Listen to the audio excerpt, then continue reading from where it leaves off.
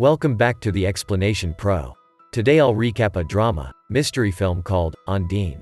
Spoilers incoming. On the coast of Cork, a city in Ireland, fishing is one of the main sources of income for the town folks.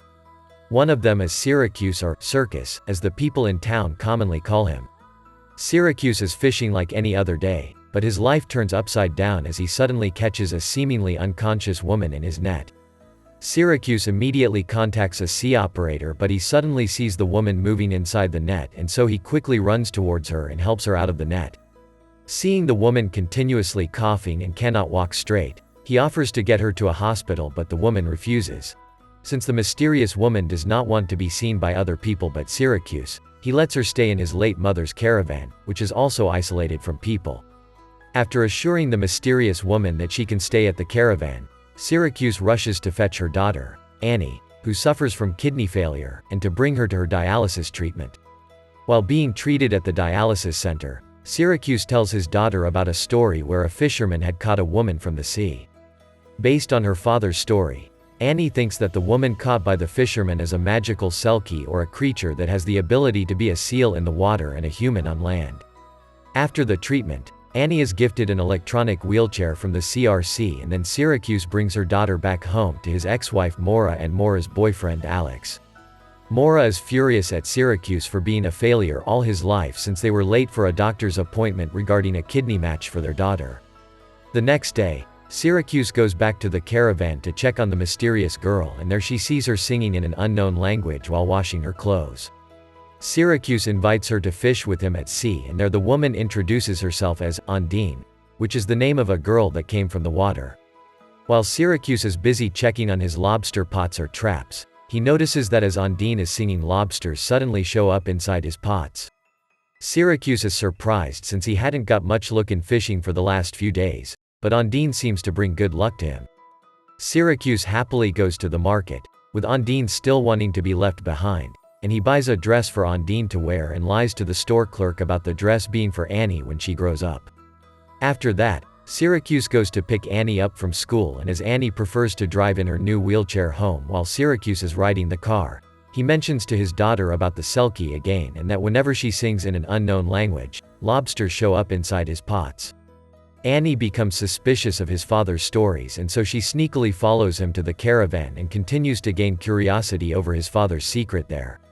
And so Annie goes to a local library where she gathers books related to selkies and tells the librarian that she is just researching for a school project.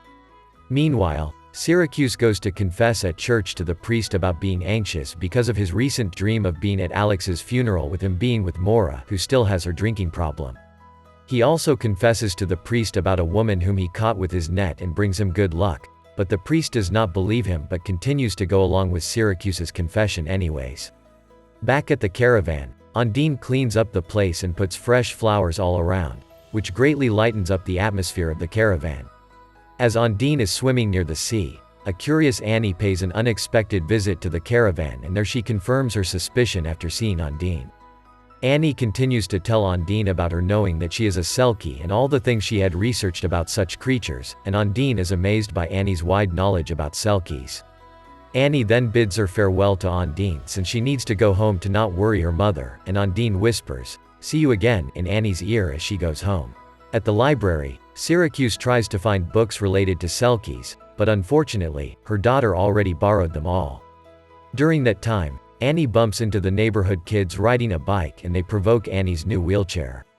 A girl from the group tries to test whether Annie's new wheelchair is waterproof, but her act leads to Annie's wheelchair short-circuiting after being submerged in a deep puddle, and they leave Annie being the one to get her wheelchair. Annie pushes her wheelchair back, and as she reaches home, Alex helps her to fix the wheelchair while Annie tries to ask questions about selkies to Alex. A new day begins. Syracuse sees Undine lying comfortably on a board, and he invites her to catch a fish with him again. Syracuse teaches Undine to man the tiller, but she suddenly sees the fisheries board patrol boat passing nearby, where she suddenly hides and uses her foot to control the tiller. Seeing such a sight, Syracuse can't help but look at her legs and gradually develop feelings for her.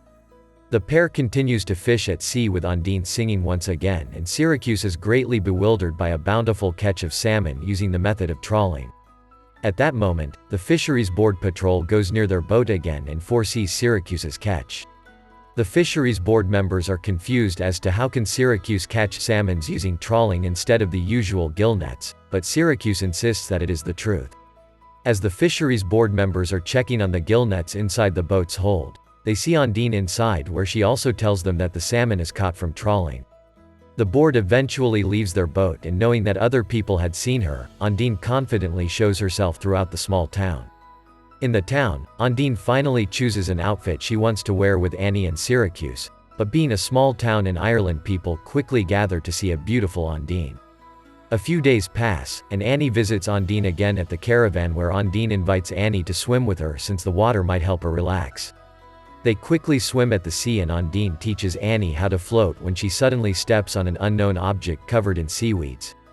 Ondine tells Annie that it is indeed her seal coat, and Annie tells her that they bury her seal coat, and so they bury it at a nearby greenhouse. The three of them, Syracuse, Annie, and Ondine, ride a boat to go to a local regatta festival, and on the way, Annie tells his father about Selkies having the ability to grant wishes, but Ondine tells her that she isn't a Selkie, so she cannot grant any wish. The conversation sparks an idea in Annie's mind, and so she challenges Ondine at the regatta festival and tells her to prove that she is a Selkie. Annie goes directly near a pier and jumps into the water, and Annie's action leads to a frantic Ondine rushing to save Annie. Annie smiles as she believes that she is saved because Ondine can breathe underwater like a Selkie. Syracuse and Ondine bring Annie home, and the two go back to the caravan as well, where Syracuse tells Ondine about a complicated relationship with Maura that led to the way it is now.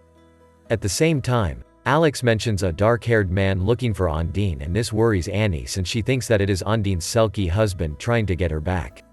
Back at the caravan, Syracuse can't contain his feelings anymore towards Ondine, and so they eventually make love and show their feelings to one another. The next morning, Syracuse goes to the church to confess once again to the priest. He told the priest about having sinned with the woman he caught in his net, and that he is worried about being with her may bring either something wonderful or terrible in his life. As Syracuse is about to leave, the dark-haired man approaches him and asks about Ondine, but he chooses to ignore the man instead. After being with Annie at her dialysis treatment, the two go back, but they are locked outside of Maura's place. Annie suddenly remembers that Maura and Alex are in town enjoying the festival, and so they go to town to find her. Meanwhile, the dark-haired man finally finds the whereabouts of Ondine, but Ondine quickly sneaks away from the man, leaving the man with none to see at the caravan. Back in town, Syracuse and Annie finally find Maura and Alex at a pub, and Annie tells her father that she be left at the pub with her mother. Syracuse goes back to see a ransacked caravan, and he rushes to find Ondine, who is hiding near a stream. Syracuse asks Ondine whether it was her Selkie husband's doing, and she tells him that she couldn't get away from him. Meanwhile, a drunk driving Maura clashes with another car owned by the dark-haired man. The accident leads to the death of Alex, and fortunately, Annie and Maura survive. Syracuse and Ondine go to town, and they suddenly see the commotion going on, to which Syracuse identifies the car and rushes to see Annie.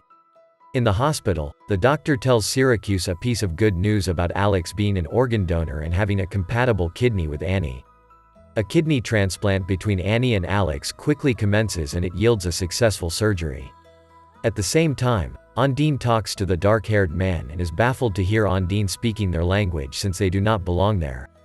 After Alex's funeral, Maura offers a drink to Syracuse, who had been sober for over 2 years now, and tells him that she can keep Annie, but he needs to get rid of Ondine. Syracuse eventually gets drunk and goes to get Ondine, who is hiding in his boat. He brings Ondine to an island with an abandoned lighthouse, and there he pulls Ondine and tells her that he fears that Ondine will haunt her forever. Syracuse lies about getting another bottle in his boat, but he starts his boat and leaves Ondine alone on the island while telling her that Selkies and humans do not belong together. As dawn closes by on the island, Ondine shows a seal-like silhouette, and she suddenly removes her clothes to jump into the sea. The next day, the priest sees Syracuse up a tree, and there he gives him a word of advice to lift his spirit. Syracuse picks up Annie from the hospital and brings her to the caravan, where she suddenly puts up a channel where Sigur Rós is singing the song that Ondine used to sing. Syracuse hears this, and he realizes that Ondine is real, so he rushes to get her back, but he sees only her clothes left on the island. He suddenly spots a nearby land known as the Seal Rock, and so Syracuse goes to Seal Rock, and there he sees a worn-out Ondine. He demands Ondine to tell him the truth about her, to which Ondine spills it all out. Ondine tells Syracuse that she is actually a prisoner and a drug mule from Romania. During the day Syracuse caught her, she was carrying a kilo of heroin in her bag alongside with her pushta named Vladik, but they were caught by the Coast Guard. Being a good swimmer, Vladik orders Ondine to swim and get away with the drug, and so she does, but she eventually gets exhausted, leading to her falling into Syracuse's net. The two ride the boat home with Ondine finally telling her real name, which is Joanna. As they go back, they are suddenly greeted by Vladik, who orders Ondine to give her back the bag with drugs. With their lives being threatened by Vladik and Vladik's gunmen, Ondine eventually tells them that it is buried at the greenhouse. They all go to find it, but Ondine is confused since the bag is nowhere to be seen. She realizes that Annie might have moved it, since Annie doesn't want Ondine to lose her seal coat. In Ondine's persuasion and promise that she will stay, Annie tells them that it is in one of his father's lobster pots. As all of them are on a boat to get it, Ondine sees a rope and pulls it, which leads to Vladik and his gunmen falling into the water. Vladik panics as he does not know how to swim, and Syracuse eventually calls the police to rescue them from the situation.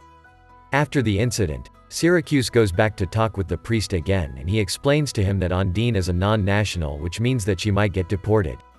The priest advises Syracuse that Ondine should apply to the Department of Justice, but Syracuse tells the priest the option of her getting married to a local instead so that she won't be deported.